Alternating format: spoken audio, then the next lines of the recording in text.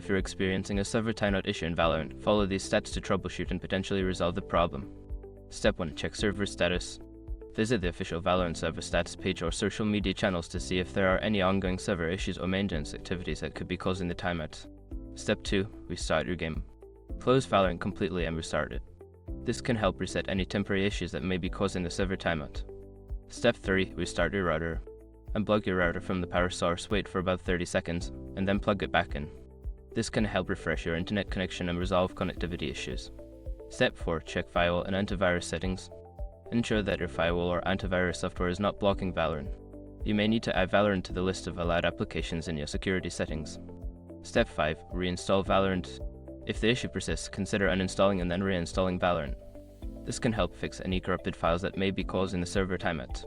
If you follow these steps and still encounter issues, consider reaching out to Valorant support for further assistance.